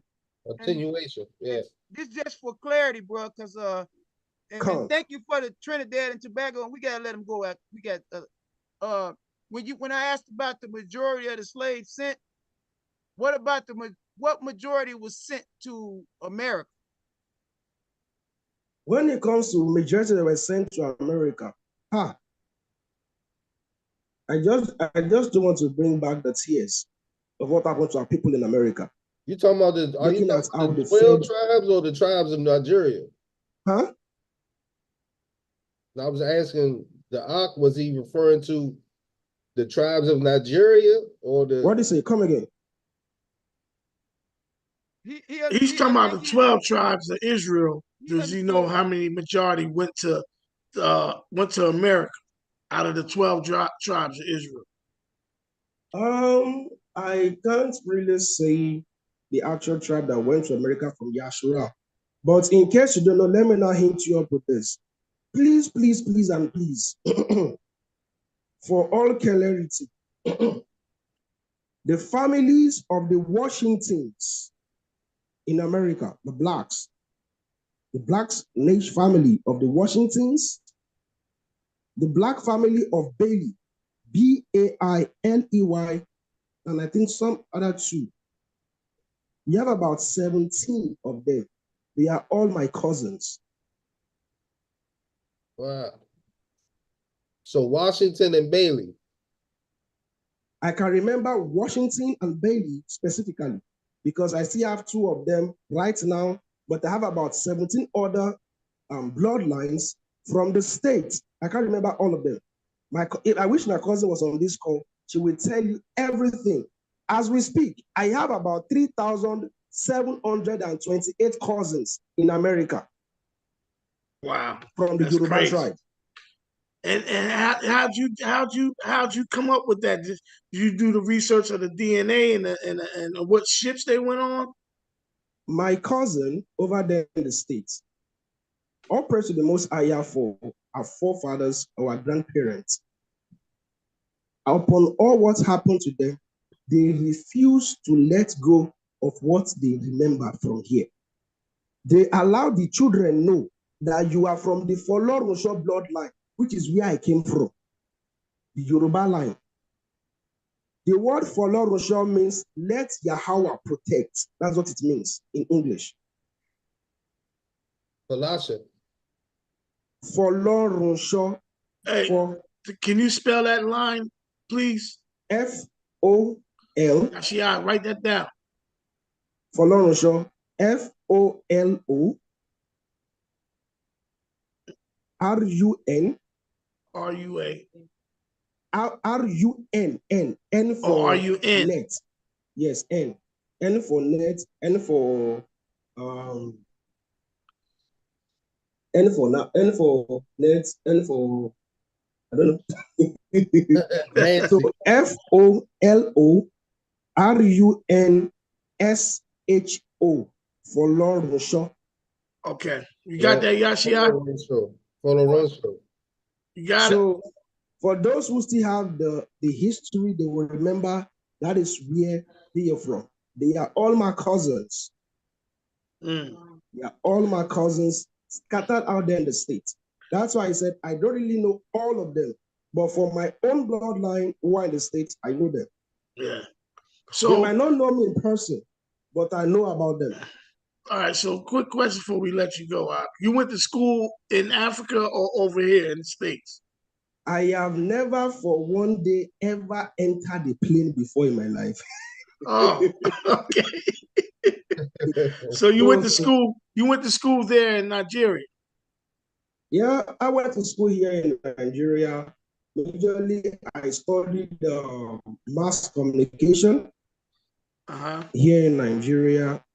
But as Yah will do his thing, the storm of life came up. I lost my dad about 15 years ago, which actually led to me struggling with life. At the end of the day, I actually dropped out of school. And what do you do? What do you do? You said you do media work. Like I was told right now as we speak, I'm into graphics making. I'm into script writing. I write movie scripts, I direct movies, I shoot, I handle the camera, I edit videos, I make commercials, anything that has to do Oh with wow. videography So let me stuff. ask you this. That's So what I for do. our YouTube platform, if we're interested in making like graphics, like a video of us to introduce ourselves when we come on our when we have service, you make stuff like that, content like that? Yeah, Oh yeah, hold we on, gotta give me a talk. minute. I have Yeah, yeah, we um gotta talk.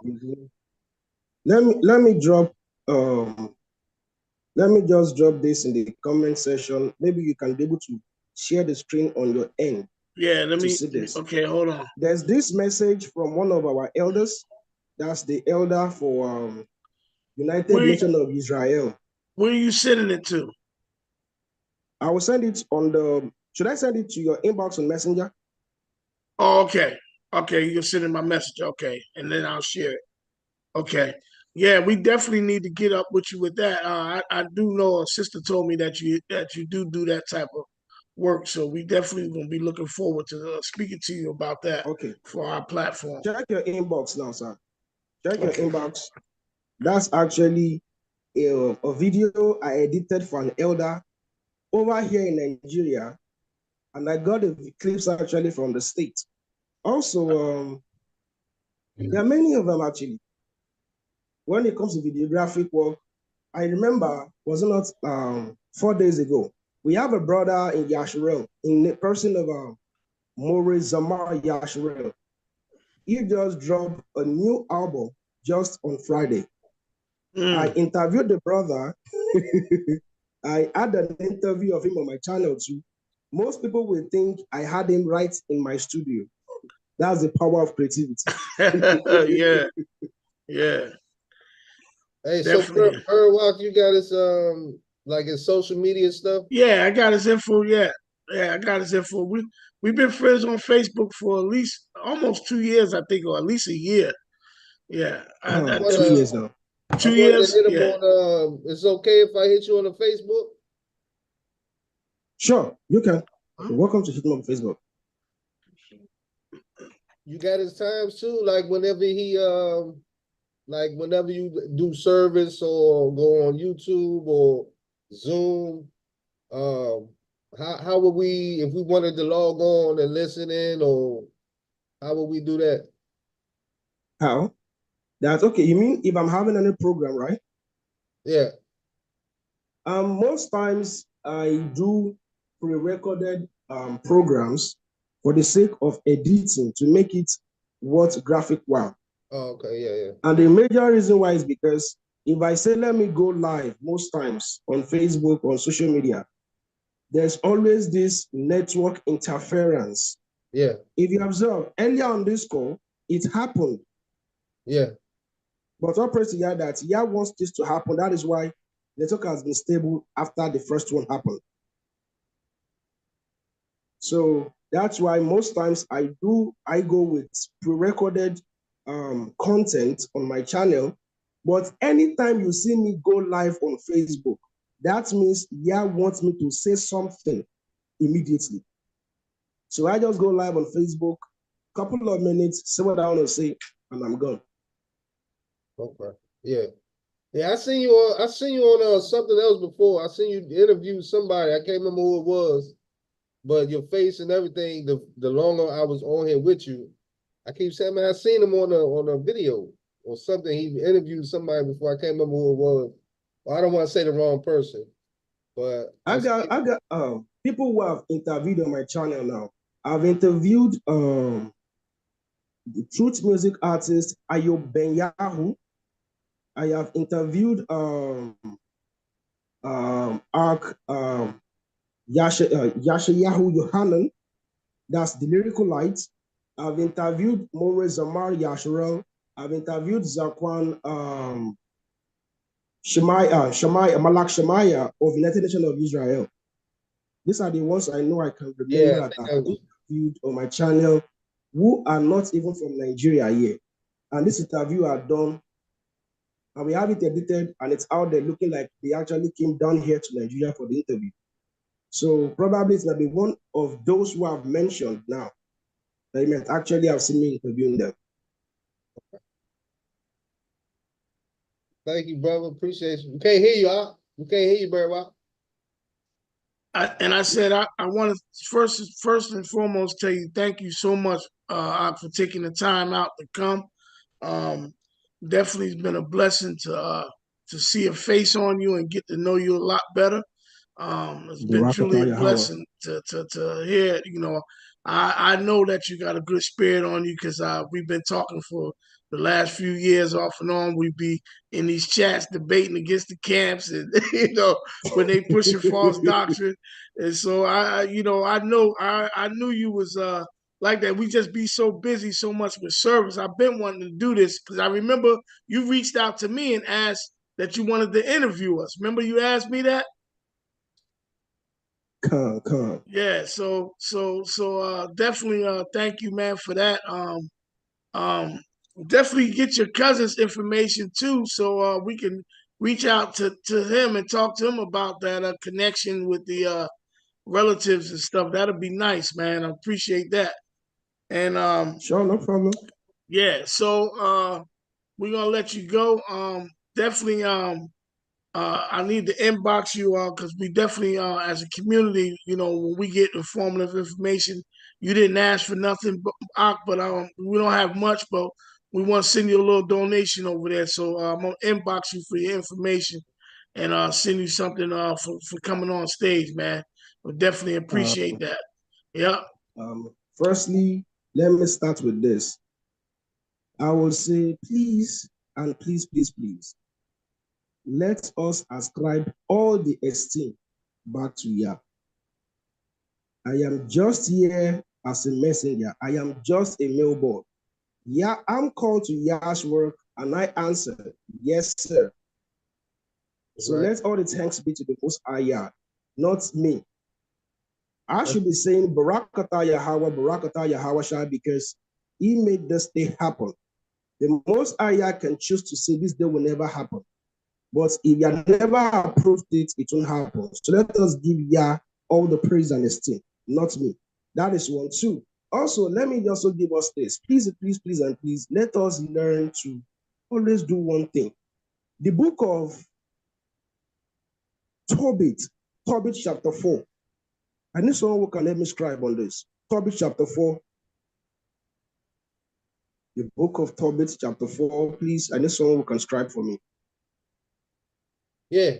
No you problem. Want me to put it up on the screen? I can put it up. Hold on a minute. Tobit chapter 4. I'll be taking from verse 7 going down to verse 11. 1 minute.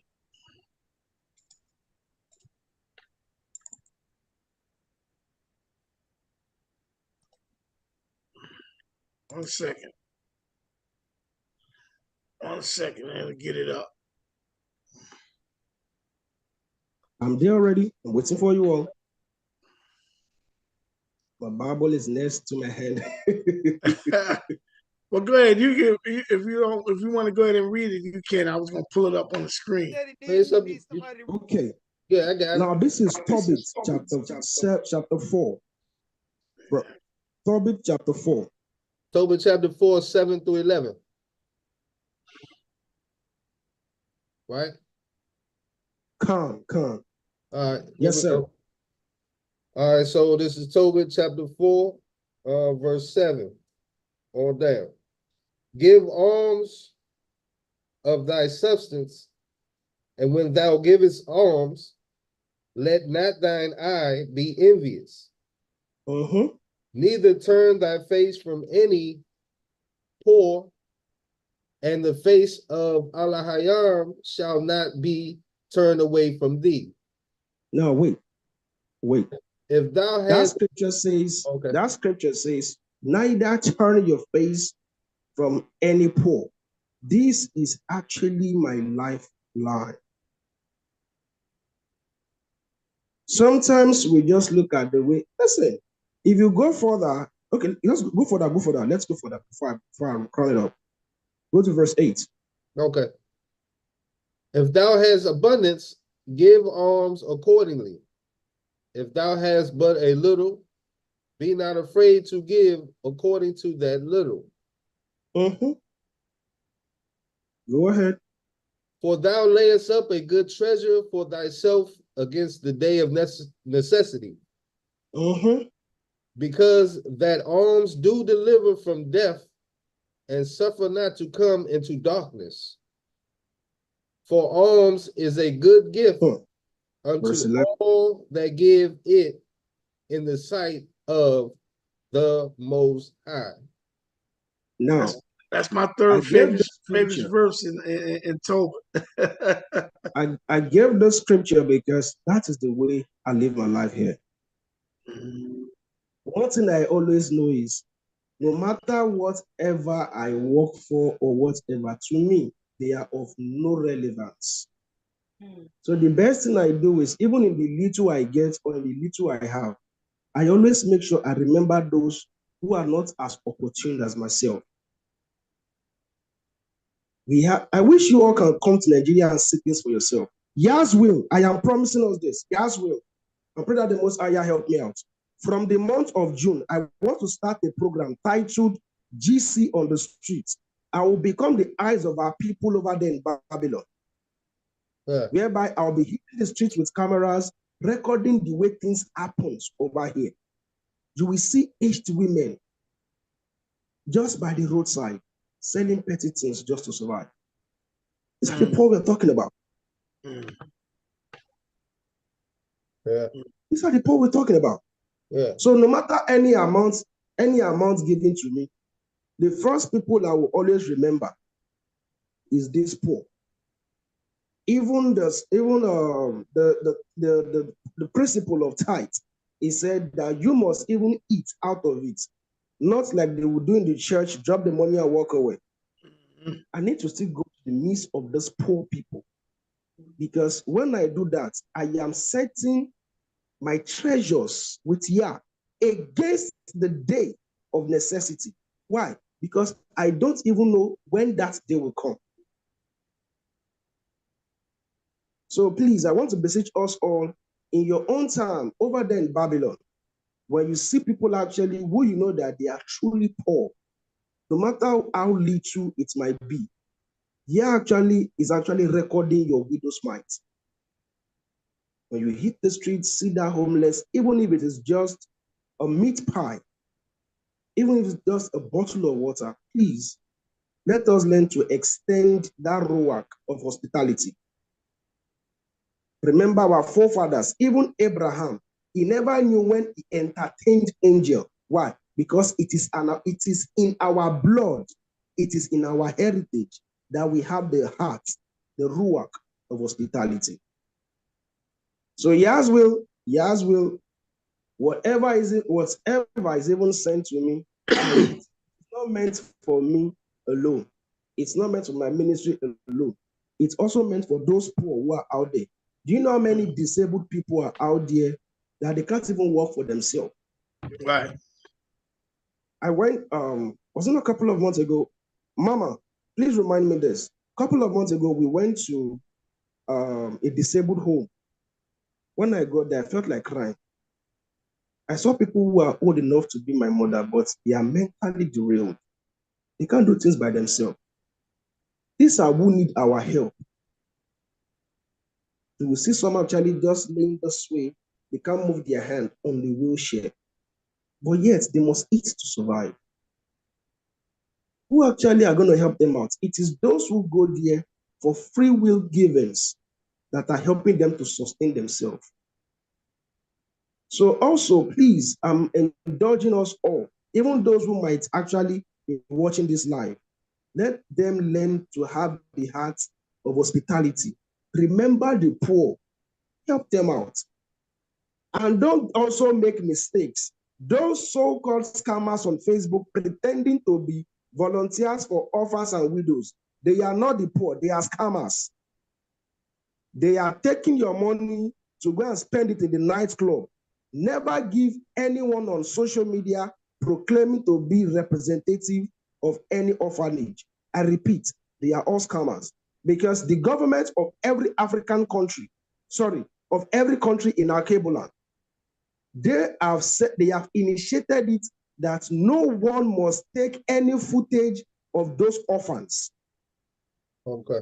Yeah. And there is no orphanage in this part of our Cable Land that the government will and must approve. So if you are looking for how to donate to any orphanage, even in our Cable Land, please go on Google, search for the government approved ones and do it right. Because all those ones on social media, actually, they are not the poor. They are liars. All they do with your money is to hit the nice club, spend the money on horse. And remember, if you are supporting them in this, Sirach 12, verse 5, it says, if you help the sinner, it says that he shall do to you twice as much evil for the good that you have done. So the question is, do you want to help the wicked and end up getting yourself into trouble with Yah? So please, let us be careful with those who we claim to say we are sending an arms of help to. Make your research about them and see if truly they are in need of help. Let there be physical proof before you help them. But if it's the one on your street, you can see them. You can see some who are homeless on the street. You can see them over there where you live. Those are the ones close to you. Do that. Do that. So with all being said, it's a pleasure to sit in the midst of elders. Yes, sir. It's a big honor. I humble myself and appreciate this gathering today, meeting with the brothers, meeting with the elders, sharing words, sharing knowledge, because the truth is just like Humpty Dumpty. It has been broken. So we all have different things. That is why Yah asked us to come together as one, so we can bring those pieces together to connect them together and have what we can have before the return of Mashiach, when we'll be restored. So with that, I yield. All right, my brother. All praises, man. Definitely check your messenger. I need to talk to you real quick. And all praises to Yahweh, and thank you. Thank you, everybody, for listening. And the video is up on YouTube for anybody to go look at. Again, praise Yahweh, and have a blessed evening to your family. Shalom. Shalom. Shalom alaikum.